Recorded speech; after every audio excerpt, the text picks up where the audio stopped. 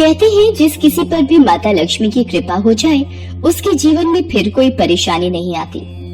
माता लक्ष्मी स्वास्थ्य, संतान, धन, वैभव तथा सौभाग्य प्रदान करने वाली देवी हैं। वो जब किसी मनुष्य पर अपनी कृपा दृष्टि डाल देती हैं, उस मनुष्य का जीवन सफल हो जाता है।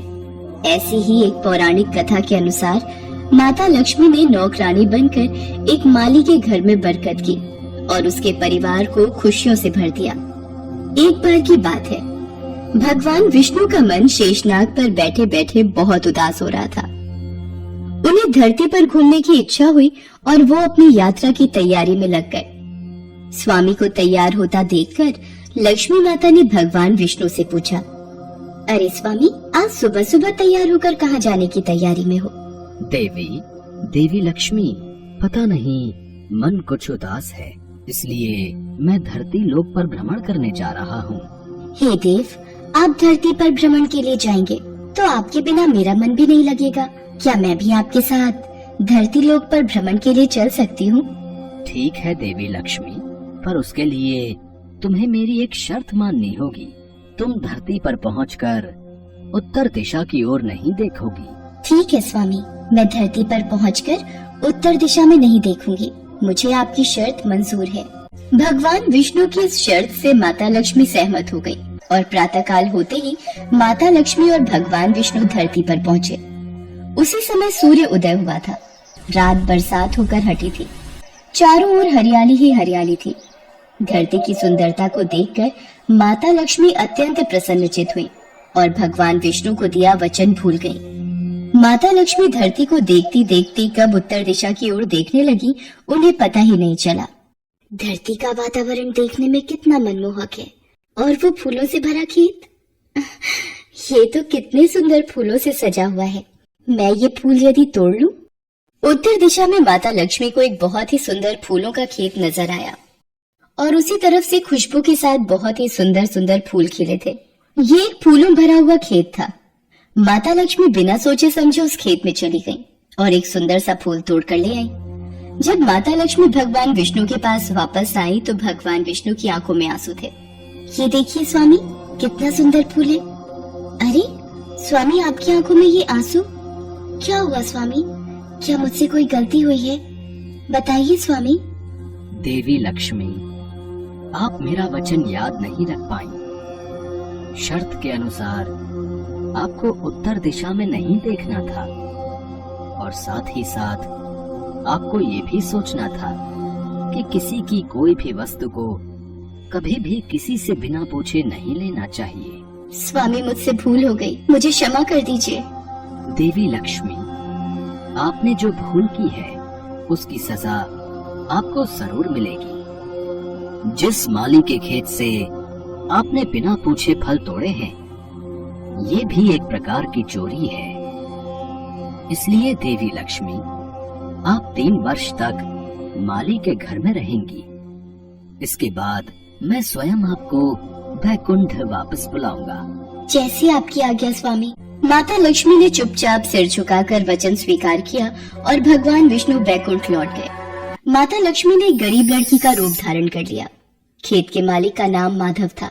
माधव की पत्नी 2 बेटे और 3 बेटियां थी। सभी उस छोटे से खेत पे काम करके किसी तरह से गुजारा करते थे। खेत के पास ही माधव की झोपड़ी थी। माता लक्ष्मी माधव की झोपड़ी पर जाती है। माधव लड़की को देखकर पूछता है, तुम कौन हो और इस समय तुम्हें क्या चाहिए? मैं तुम्हारी क्या मदद कर सकता हूँ? मेरा नाम लक्ष्मी है। मैं एक गरीब लड़की हूँ। मेरी देखभाल करने वाला कोई नहीं। मैंने कई दिनों से कुछ भी नहीं खाया। मुझे कोई भी काम दे दो और मैं तुम्हारे घर का काम भी कर दिया करूंगी।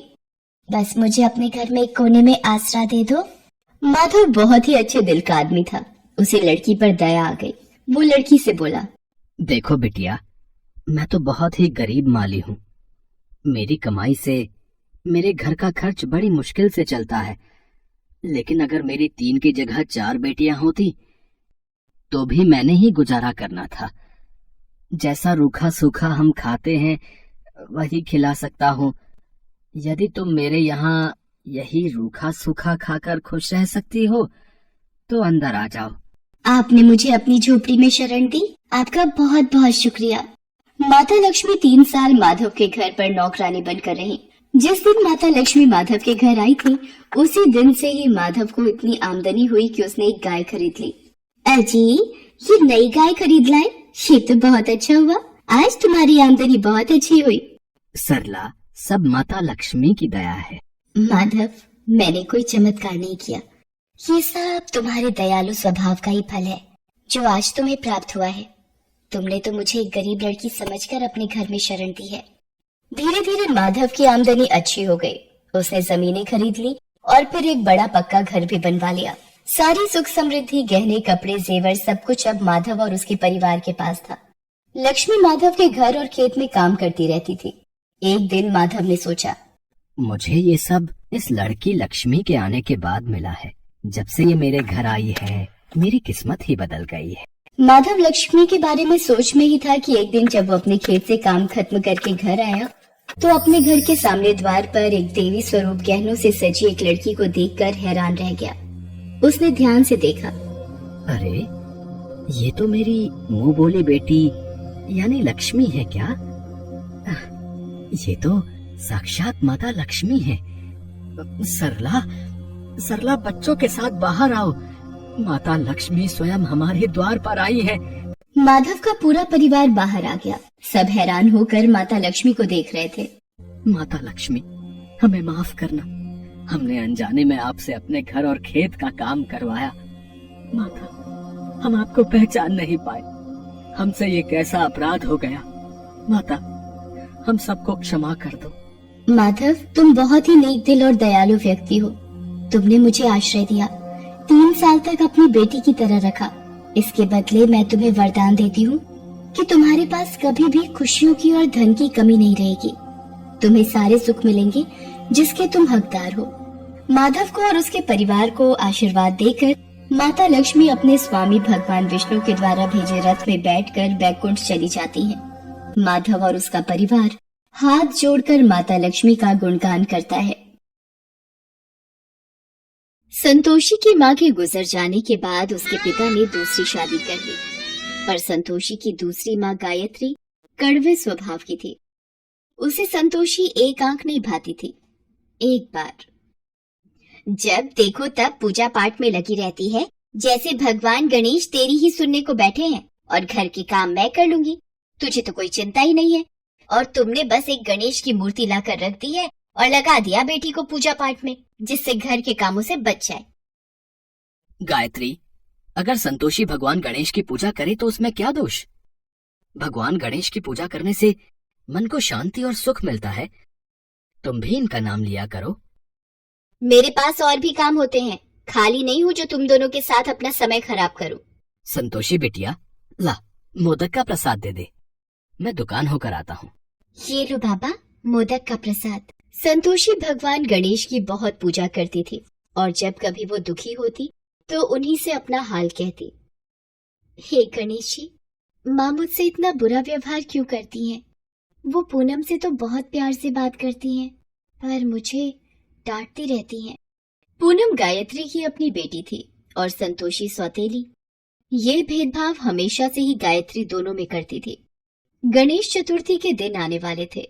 लोग अपने घरों में गणेश प्रतिमा की स्थापना करने के लिए खरीदारी कर रहे थे। बाबा, मुझे भी गणेश चतुर्थी महोत्सव करना है। इनकी प्रतिमा की स्थापना करनी है। ठीक है संतोषी, तुम मेरे साथ बाजार चलकर प्रतिमा ले आना, ठीक है?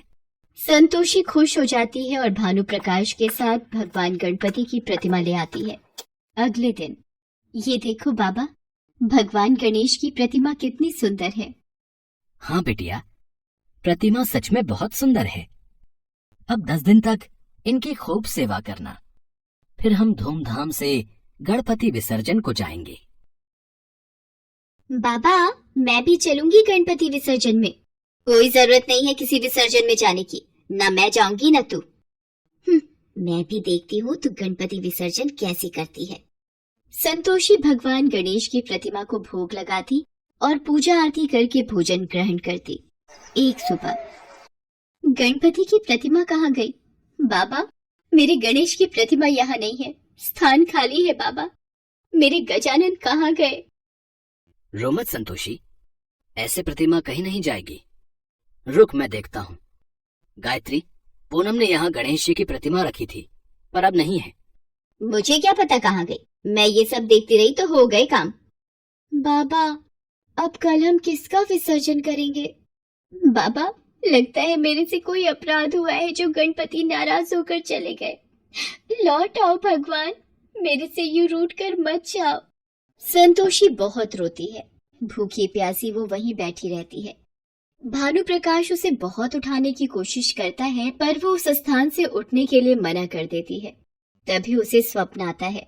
संतोषी, मुझे भी प्रसाद का मोदक और लड्डू दो ना। रुको चूहे महाराज, मैं आपको मोदक भी दूंगी और लड्डू भी। ये लो, पेट भर कर खाओ। अरे ये प्रसाद कहाँ लेकर भाग रहे हो? रुको। अरे ये तो उस बगीचे में जा रहा है।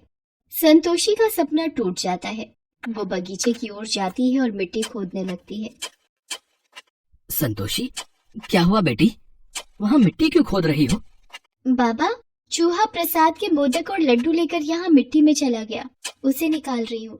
संतोषी जैसे ही मिट्टी खोदती है, संतोषी और भानु प्रकाश हैरान रह जाते हैं। बाबा, गणेश जी की प्रतिमा मिल गई, देखो। गणेश जी की प्रतिमा यहाँ बगीचे में कैसे? और ये हुआ कैसे? बाबा, अभी थोड़ी देर पहले सपने में एक चूहा मेरे पास आया और प्रसाद लेकर यहाँ भाग आया, और यहाँ मेरे गणेश की प्रतिमा मिल गई। गणपति बप्पा मोरया, मंगल मूर्ति मोरया। हे मेरे देवा, संतोषी पर अपना आशीर्वाद हमेशा बनाए रखना।